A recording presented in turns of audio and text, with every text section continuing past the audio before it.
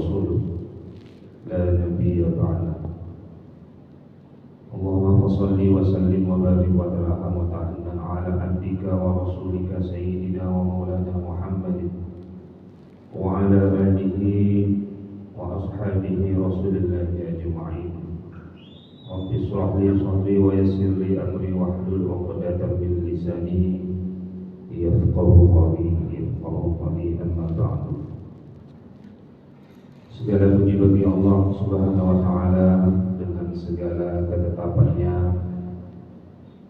Ucapan pujian mari kita rangkai dalam doa terbaik dengan ucapan alhamdulillahirabbil alamin. Menumpang tuah pula kita kepada kemuliaan baginda Nabi Muhammad sallallahu alaihi wasallam. Nabi yang dirahmati, Nabi yang diberkahi, manusia yang paling mulia, suri tauladan uswatun hasanah bagi kita semuanya. Dan mari kita bersalawat dengan ucapan Allahumma salli ala sayyidina Muhammad wa ala ali sayyidina Muhammad. Assalamualaikum ya Rasulullah.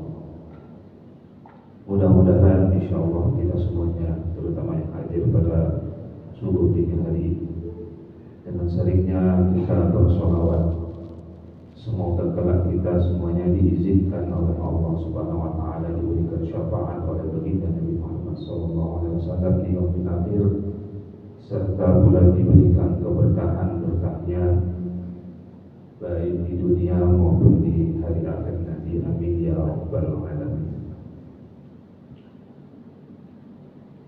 Pada subuh dini hari ini kita sebelum melaksanakan sholat sunnah, sedikit kita melaksanakan taklim beberapa hal yang mungkin dapat kami share kepada Bapak Ibu semuanya, saudara-saudari jemaah Masjid Balikun Al-Mukarramah Kelurahan Pematang Kapau. Mudah-mudahan dengan kita berbagi keilmuan, mudah-mudahan khazanah keilmuan kita semakin kaya, semakin bertambah ilmu pengetahuan kita. Amin ya rabbal alamin. Bapak Ibu yang dirahmati Allah, pada kesempatan kali ini, pada kesempatan yang mulia ini, termasuk di dalamnya dan malam hari ini kita masuk ke malam ke-23, termasuk malam yang ganjil. Mudah-mudahan kita selalu berharap, selalu berdoa, mudah-mudahan kita sampai dengan akhir Ramadan dipertemukan dengan malam Lailatul Qadar. Amin amin ya rabbal alamin. Ditambah keberkahan itu dengan ditambahnya kita dengan ada sesi taklim. Taklim merupakan ibadah yang paling agung, yang paling tinggi derajatnya. Sampai-sampai ketika kita hanya duduk saja mendengarkan tausiah ataupun taklim, entah kita paham ataupun tidak, entah kita dengarkan ataupun tidak, entah kita konsentrasi ataupun tidak, maka insya Allah jika kita bekali diri kita ketika mengikuti taklim dengan hanya mengharap ridha Allah, insya Allah kita semuanya diberikan keberkahan.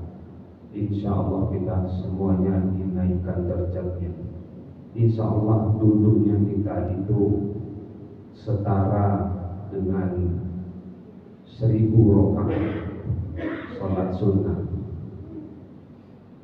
Jadi di subuh hari ini sebelum kita sholat, kita taklim sebentar.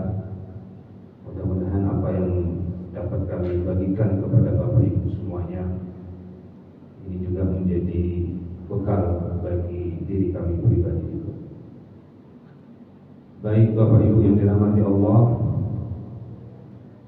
pada kesempatan kali ini kami ingin berbagi sedikit tentang muhasabah diri. Dari beberapa catatan yang kami rangkum dari beberapa kitab, dan salah satunya dari kitab Ihya Ulumuddin, ada hal yang penting yang ingin kami bagikan kepada Bapak Ibu semuanya tentang muhasabah. Muhasabah, kalau dari sisi pengertian istilah, ada beberapa istilah yang kita kenali. Ada sering kita mendengar istilah refleksi. Refleksi itu merupakan aktivitas merenungkan diri untuk melakukan introspeksi ke dalam diri kita sendiri, melihat kembali hal-hal apa yang terjadi, melihat apa yang terjadi di dalam hidup. Itu yang disebut refleksi. Jadi sifatnya mengintrospeksi apa yang sudah terjadi di dalam hidup. Tapi ketika refleksi itu ditujukan kepada diri kita sendiri, maka itulah yang disebut introspeksi diri. Kemudian ada juga istilahnya retrospeksi. Retrospeksi ini adalah renungan, yakni suatu kemampuan manusia untuk melihat kembali ke belakang situasi ataupun keputusan yang telah kita ambil pada masa yang lalu. Jadi kita melakukan retrospeksi itu terhadap keputusan-keputusan dalam hidup kita di masa yang lalu. Selanjutnya ada juga istilah kontemplasi. Jadi kalau dalam bahasa Latin ini disebutkan kita itu merenung. Jadi kontemplasi itu kita merenung, memandang, kemudian bagaimana kontemplatif itu merupakan cara hidup yang mengutamakan kehidupan penuh dengan ketenangan. Jadi Bapak Ibu yang dirahmati Allah, maksud daripada kita membedah sedikit tentang perihal muhasabah ini, tentu kita semuanya di akhir masa kehidupan kita ini, yang paling kita butuhkan adalah ketenangan. Dalam filosofi itu ada beberapa tokoh yang kita tahu memang bukan Islam, non Muslim. Ada istilahnya Socrates, ada Thales, ahli-ahli filosof. Ada mereka sebutkan istilah no self. Kalau di dalam Islam ada satu ungkapan, man arafa nafsahu faqad arafa rabbahu. Siapa yang mengenal diri maka mengenal Tuhannya. Bapak Ibu mungkin sering dengar istilah ini. Walaupun istilah ini dari sisi keilmuan itu diperdebatkan, ada yang menyebut kalam ini sebagai hadis, tetapi jumhur ulama menyebutkan ini bukan hadis. Dalam literatur yang kita lihat, yang kita cek,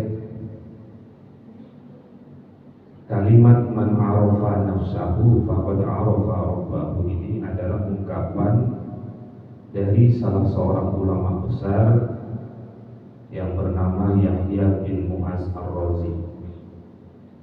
Paling tidak itu kesimpulan dari salah satu imam di mazhab Syafi'i, yakni Imam Nawawi. Jadi bagaimana kita mengenali diri kita untuk selanjutnya kita mengenal Tuhan kita, sebagaimana kalam tadi, man arafa nafsahu faqad arafa rabbahu. Jadi kita harus mengenal diri kita. Itulah pentingnya muhasabah. Jadi muhasabah itu selain kita melihat kondisi diri kita, melihat keputusan-keputusan yang sudah kita lakukan beberapa waktu yang lalu terhadap diri kita, terhadap keluarga kita, itulah pentingnya kita bermuhasabah agar kita mengenali diri kita sendiri. Satu poin dari Imam Hasan Al-Basri. Jadi Imam Hasan Al-Basri ini merupakan ulama besar pada level tabi'in. Jadi setelah sahabat. Imam Hasan Al-Basri ini sebetulnya bukan anak siapa-siapa, tetapi keilmuannya cukup tinggi. Jadi Imam Hasan Al-Basri ini ulama dari anaknya hamba sahaya, anaknya hamba, anak dari Yasar, posisinya di Irak. Yasar ini itu adalah hamba dari Zaid bin Sabit. Zaid bin Sabit ini adalah sahabat Rasulullah SAW. Apa kata Imam Hasan Al-Basri tentang muhasabah? Dikatakan bahwasanya seseorang tidak akan mendapatkan predikat ketakwaan. Jadi Hasan Al-Basri ini meletakkan muhasabah itu menjadi salah satu indikator ketakwaan. Jadi seseorang tidak akan mendapatkan predikat ketakwaan sampai dia melakukan muhasabah kepada dirinya,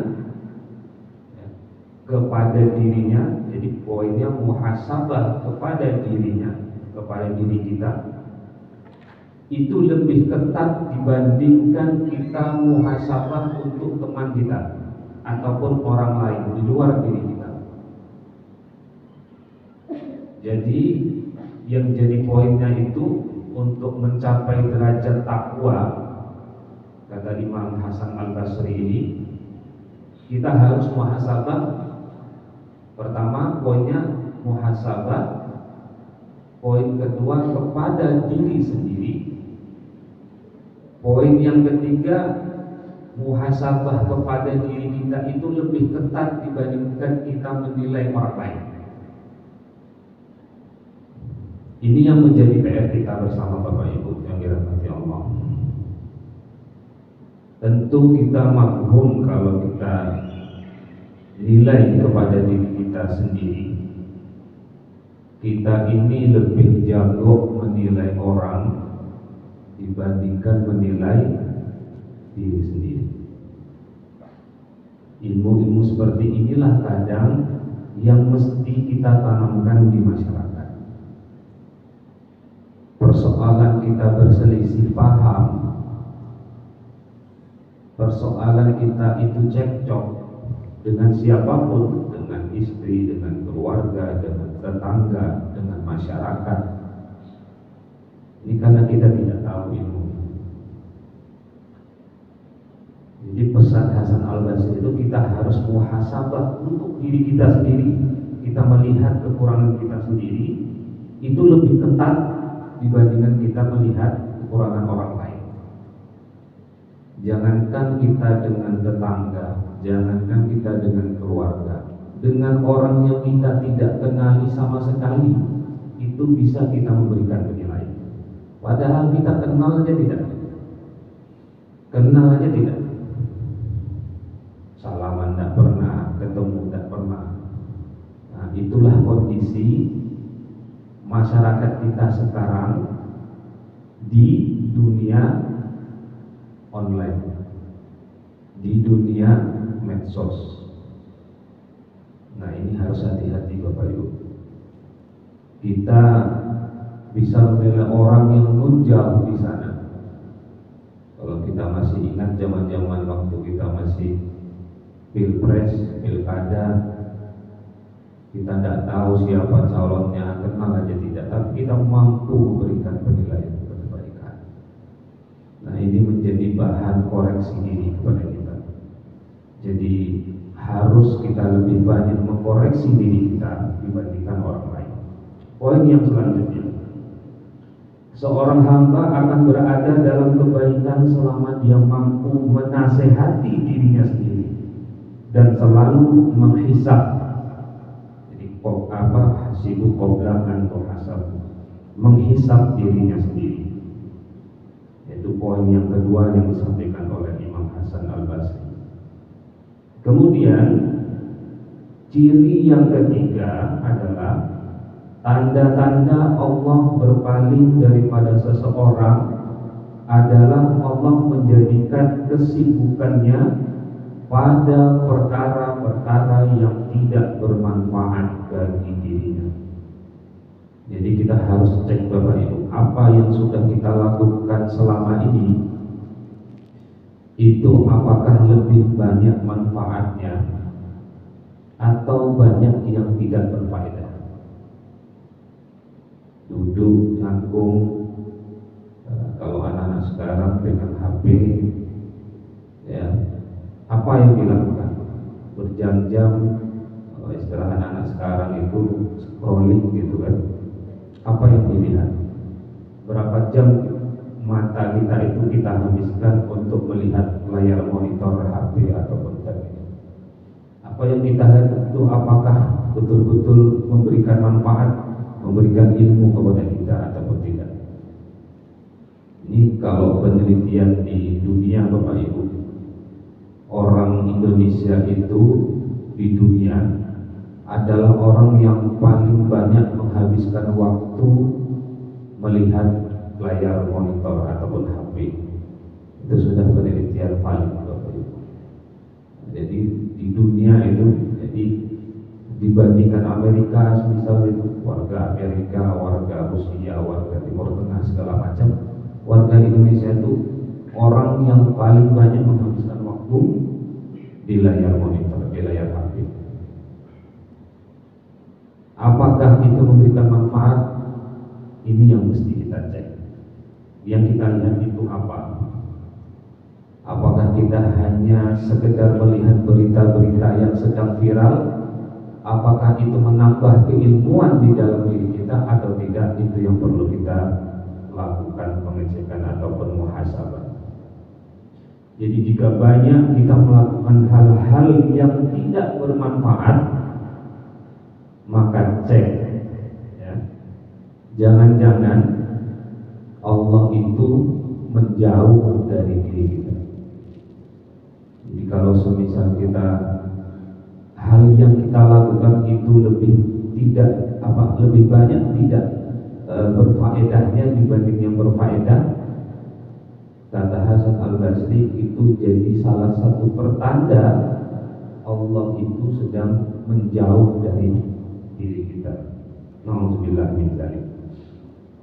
Bapak Ibu yang dirahmati Allah, ada beberapa bekal untuk kita melakukan pengecekan di dalam diri kita itu terkait dengan muhasabah ini.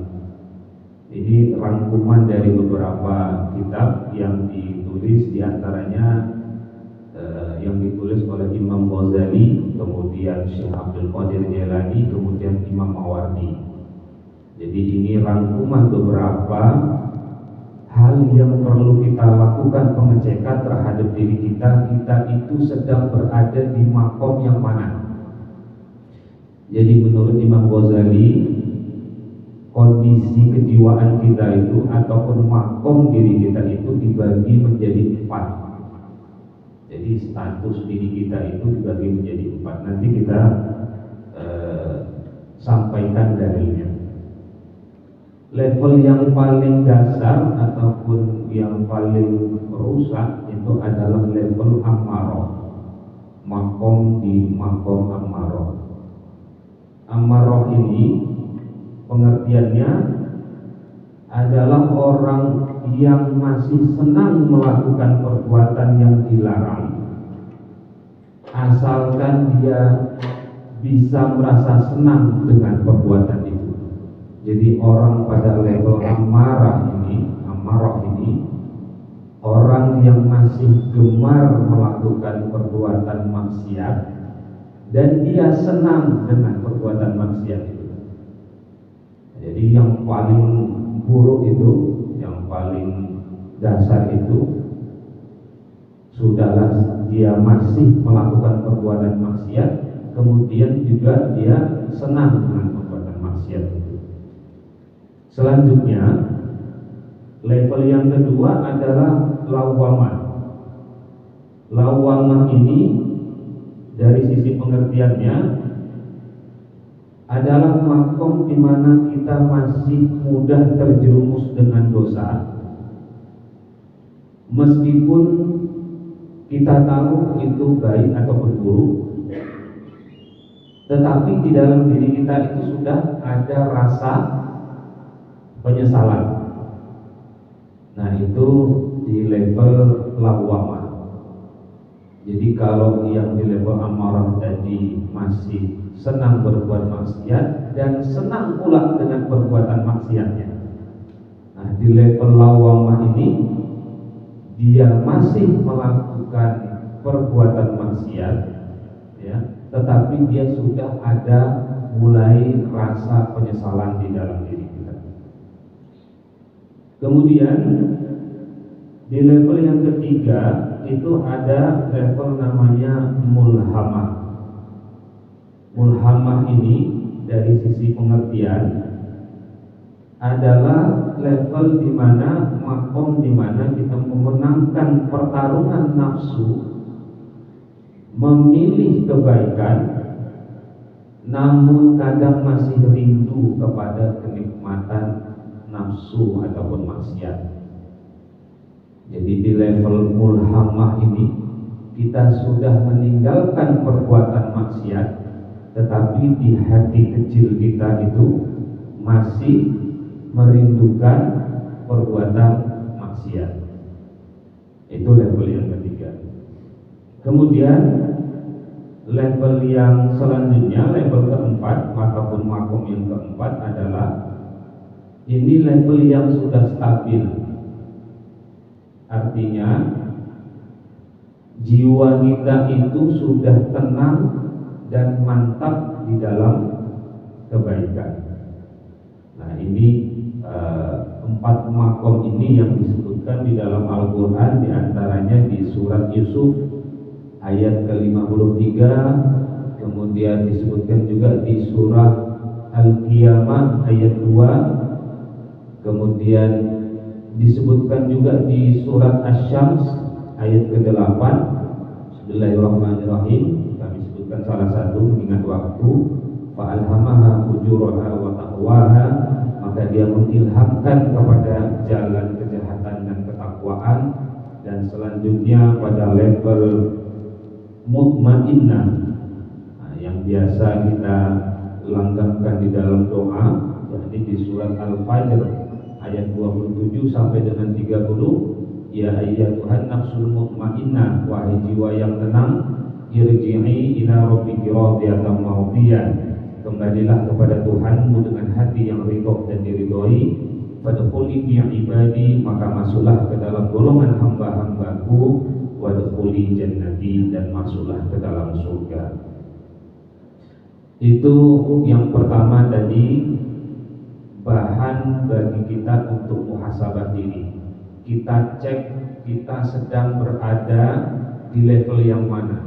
Level paling dasar tadi amarah, kemudian lawamah, kemudian mulhamah, kemudian mutmainnah. Itu bahan pertama untuk kita melakukan muhasabah diri. Kita cek kita dalam kondisi yang mana. Kalau kita masih berbuat maksiat dan kita masih senang, berarti kita dalam posisi amarah. Kalau kita berbuat maksiat tapi kita sudah mulai rasa penyesalan, berarti kita dalam level lawamah. Kalau kemudian kita sudah bisa meninggalkan perbuatan maksiat, tapi kadang kita masih ingin melakukan ataupun masih rindu melakukan perbuatan maksiat, berarti kita di level muhammad. Mudah-mudahan kita semuanya pada level mutmainnah, orang-orang yang sudah meninggalkan perbuatan maksiat dan tidak rindu lagi dengan perbuatan maksiat. Itu bahan muhasabah yang pertama. Bahan muhasabah yang kedua, ya. Jadi perjalanan hidup kita itu tujuannya adalah sebagaimana yang kita sebutkan, kalau ada orang meninggal, inna lillahi wa inna ilaihi raji'un. Ilaihi raji'un. Itulah tujuan hidup kita. Kita hidup diciptakan, kemudian kita bersosialisasi, kemudian kita berkumpul dengan keluarga, kemudian apa tujuan hidup ujungnya adalah ilaihi raji'un. Jadi asalnya kita itu dari Allah, kemudian keberadaan kita itu diridhoi oleh Allah. Artinya kita berada di muka bumi ini itu atas seizin Allah. Kemudian jangan lupa misi utama kita itu adalah kembali kepada Allah Subhanahu wa ta'ala. Jadi bekal daripada muhasabah poin yang kedua adalah bagaimana muhasabah itu kita menilai apakah kita ini sebetulnya masih di jalan yang benar ataupun tidak. Untuk menilai jalan kita itu ini sedang benar ataupun tidak, cara melakukan pengecekannya adalah kalau yang kita lakukan itu semakin mendekatkan diri kita kepada Allah Subhanahu wa ta'ala, maka kita sedang berada di jalan yang benar. Tapi kalau aktivitas kehidupan kita, pekerjaan kita, apa yang kita lakukan di dalam kehidupan kemasyarakatan tidak membawa kita kepada lebih dekat dengan Allah Subhanahu wa ta'ala, maka perbuatan-perbuatan yang kita lakukan itu belum membawa kita kepada jalan Allah.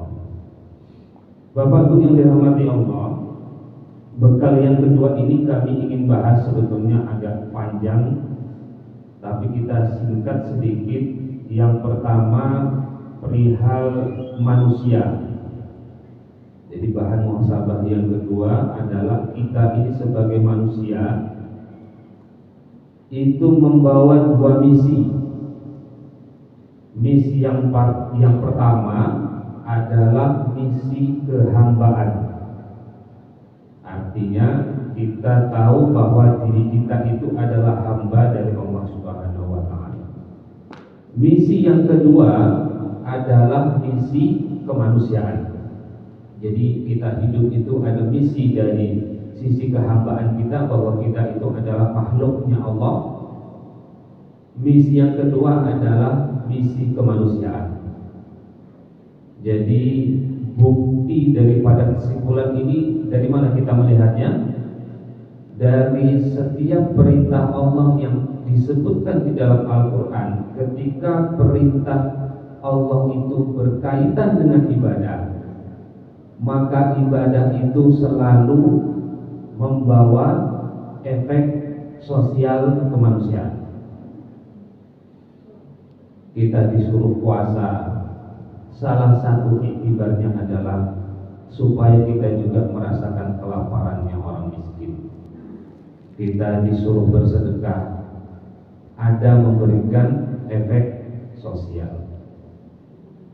Semua perintah yang berhubungan dengan ibadah itu selalu akan menimbulkan efek sosial. Nah, untuk mengerti bahwa misi kita itu adalah jalan menuju ilaihi raji'un, kembali kepada Allah Subhanahu wa taala, ada 4 bekal. Insyaallah kita selesaikan di pukul 3 sebelum kita laksanakan sholat. Jadi dalam poin yang pada kesempatan yang berbahagia ini, poin yang pertama tadi, kita melakukan pengecekan kepada diri kita bahwasanya kita di level yang mana. Poin yang kedua, bekal yang kita harus lakukan di dalam melakukan muhasabah diri, pertama adalah kita harus punya ilmu pengetahuan. Jadi dalam kita menjalankan misi sebagai hamba dan sebagai manusia, jadi sebagai hambanya Allah dan juga sebagai manusia yang kita bersosialisasi dengan sesama manusia, bekal yang pertama yang harus kita punya adalah ilmu pengetahuan. Baik itu ilmu pengetahuan yang sifatnya umum, terlebih lagi ilmu pengetahuan keagamaan. Kemudian setelah kita memiliki ilmu, makanya menuntut ilmu itu statusnya itu wajib, fardu ain, wajib bagi seluruh individu, bukan fardu kifayah. Kalau pelaksanaan jenazah fardu kifayah, tapi menuntut ilmu itu fardu ain, wajib bagi seluruh individu. Makanya kalau kita dimanapun tempat, kalau ada kajian, datang, karena itu menjadi bekal pertama bagi kita untuk berada di jalan Allah. Kemudian setelah kita memiliki ilmu, tidak cukup ilmu itu saja yang kita punya. Ilmu itu harus, kemudian disebutkan oleh Imam Ghazali, tidak cukup ilmu, kemudian itu harus menimbulkan kesadaran. Jadi setelah kita tahu hukum-hukum, kemudian kita tahu seluruh ilmu tentang keagamaan, itu harus menimbulkan kesadaran di dalam diri kita untuk melaksanakan ilmu tadi. Kemudian pada level selanjutnya, setelah kita punya ilmu, kita harus punya kesadaran. Pada level yang selanjutnya kita harus melakukan kebaikan. Jadi ilmu, diri kita sadar, kemudian level yang ketiga kita lakukan apa yang mesti kita lakukan. Setelah kita paham ilmu sholat, kita sadar bahwa kita harus sholat, kemudian kita melaksanakan kebaikan tadi ataupun amal soleh, itu disebutkan dengan sebagai amal soleh. Nah, level yang selanjutnya, setelah kita punya ilmu, punya kesadaran, mampu melakukan perbuatan baik ataupun amal soleh, level yang selanjutnya adalah kita harus dapat memastikan bahwa apa yang kita lakukan itu membawa satu perbaikan. Pastikan apa yang kita lakukan itu membawa satu perbaikan. Jadi di level di level yang ketiga tadi itu kita mampu melakukan kebaikan. Di level keempat, setelah kita melakukan kebaikan amal soleh tadi, kita harus pastikan efek daripada perbuatan kita tadi. Kita harus pastikan perbuatan kita itu membawa perbaikan. Jadi kalau dalam istilah-istilah ilmu perencanaan, apa yang kita buat itu harus menghasilkan outcome ataupun menghasilkan efek. Jadi kalau satu program itu tidak menghasilkan impact, tidak menghasilkan outcome, maka dapat dipastikan program itu nihil, sia-sia. Sama juga dengan di level kita ini.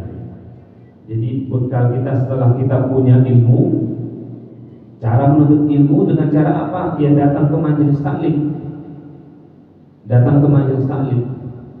Mau paham mau tidak, pokoknya datang. Angguk-angguk sikit gitu kan. Nah, yang penting datang. Duduknya kita itu di dalam majelis taklim. Mau ustadznya ngomong ngalor ngidul gak jelas gitu kan, duduk saja di situ. Insya Allah itu setara dengan pahala kita melakukan sholat sunnah 1000 rakaat. Jadi kalau malam ini nanti kita laksanakan baru 8 rakaat, ya 8 rakaat sholat tahajud, kita duduk seperti ini di majelis taklim, itu sudah setara dengan kita sholat sunnah 1000 rakaat. Begitu agungnya kita duduk di majelis taklim. Jadi dapat kita simpulkan Bapak Ibu yang dirahmati Allah, pesan yang pertama tadi, bekal kita untuk melakukan muhasabah, kita cek keberadaan hati kita. Apakah pertama kita masih gemar melakukan maksiat dan senang melakukan maksiat tersebut? Apakah kita dalam kondisi yang sudah meninggalkan maksiat tapi masih rindu dengan perbuatan maksiat, ya kan? Atau kita memang sudah benar-benar meninggalkan perbuatan maksiat? Poin yang kedua sebagai bekal untuk muhasabah, jadi kita harus paham bahwasanya tujuan hidup kita itu adalah ujungnya kembali kepada Allah Subhanahu wa taala. Ilaihi raji'un. Kembali kepada Allah Subhanahu wa taala. Kembali kepada Allah Subhanahu wa taala itu kita membawa dua misi. Misi kemanusiaan dan misi kehambaan. Jadi itu yang perlu kita ingat, kita itu sebagai manusia yang hidup sekarang ini, itu kita harus paham di dalam diri kita itu ada sisi kehambaan kita dengan Allah Subhanahu wa taala, juga ada sisi sosialnya. Untuk memastikan jalannya kita itu tetap berada di jalan Allah sampai kita kembali kepada Allah, ada 4 bekalnya. Yang pertama, kita harus menuntut ilmu, wajib, harus punya ilmu pengetahuan. Yang kedua, setelah kita punya ilmu pengetahuan, kita harus punya kesadaran. Setelah kita punya ilmu, kita sadar harus melakukannya, harus melakukan ilmu tadi, maka di level ketiga kita harus melakukan perbuatan amal baik ataupun amal soleh. Di level yang keempat, setelah kita mampu melakukan perbuatan baik, kita cek kembali apakah perbuatan baik kita itu sudah memberikan dampak yang positif terhadap diri kita dan juga lingkungan. Sholatnya kita, sedekahnya kita, zakatnya kita, pastikan itu sudah membawa efek yang baik kepada diri kita dan juga lingkungan kita. Kalau kita melakukan perbuatan amal soleh, sholat, tetapi tidak membawa perbaikan di dalam diri kita, maka kita harus mengintrospeksi ulang apa yang sudah kita lakukan itu. Ada beberapa hal yang lain yang harus kita cek sebetulnya. Di antaranya tentang niat. Niat ini apakah kita betul-betul sudah berada dalam kondisi lillahi ta'ala dan ada beberapa aspek yang lain yang mesti kita lihat. Tetapi pada intinya dua hal itu tadi, yang pertama kita cek kondisi kejiwaan kita di posisi yang mana, kemudian kita lakukan upgrade terhadap keilmuan kita harus kemudian meningkatkan kesadaran diri kita, kemudian kita tingkatkan perbuatan amal soleh kita, dan kita pastikan amal perbuatan kita itu membawa dampak yang positif, ya, membawa dampak yang positif terhadap diri kita dan juga lingkungan kita. Mungkin itu saja yang dapat kami sampaikan kepada kita semuanya dalam kesempatan yang berbahagia ini. Mudah-mudahan bermanfaat, dan kami mohon maaf atas segala khilaf dan kekurangan. Dan kita lanjutkan dengan sholat malam, yakni melaksanakan sholat tahajud sebanyak 8 rakaat. Mudah-mudahan kita dipertemukan dalam dengan malam Lailatul Qadar, dan juga kita dipenuhi keberkahan di dalam kehidupan kita sampai dengan akhir hayat kita.